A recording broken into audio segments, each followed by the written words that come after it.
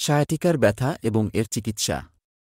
সুতরাং আপনি যদি সায়াটিকার ব্যথায় ভুগছেন তবে এর কারণ কি এবং লক্ষণগুলি কি কি?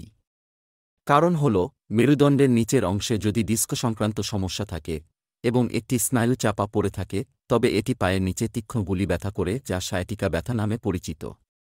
স্নায়ু কতটা চাপা হচ্ছে তার উপর নির্ভর করে সেই ব্যথা হালকা, মাঝারি বা গুরুতর হতে পারে। এর সাথে অসাড়তা বা টিংলিং হতে পারে। এছাড়াও এটি অবিলম্বে বা নির্দিষ্ট সময়ের মধ্যে পায়ে দুর্বলতা সৃষ্টি করতে পারে। তাই আপনি যদি সায়াটিকার ব্যথায় ভুগছেন এবং আপনি আপনার ডাক্তারের কাছে যান, তিনি আপনাকে এমআরআই বা এক্স-রে করার পরামর্শ দেবেন। এছাড়াও তিনি একটি ক্লিনিক্যাল পরীক্ষা করবেন কি ভুল এবং কোথায় ভুল তা দেখতে। একবার নির্ণয় নিশ্চিত হয়ে গেলে তিনি আপনাকে ফিজিওথেরাপি শুরু করবেন বা তিনি আপনাকে প্রাথমিকভাবে কয়েকদিন বিশ্রামের পরামর্শ দিতে পারেন বা তিনি আপনাকে আপনার ব্যথা কমানোর ওষুধ বা প্রদাহরোধী বা স্নায়ু সম্পর্কিত ওষুধ খেতে শুরু করতে পারেন। একবার রোগী ভালো হয়ে গেলে বা একটু ভালো হয়ে গেলে আমরা রোগী ব্যায়াম শুরু করি এবং ধীরে ধীরে রোগী তার স্বাভাবিক জীবনে ফিরে আসতে পারে। তবে ফিজিওথেরাপির ওষুধ খাওয়ার 4 থেকে 6 সপ্তাহ পর যদি ব্যথা অব্যাহত থাকে তবেই আমরা অস্ত্রোপচারের সম্ভাবনা বিবেচনা করি।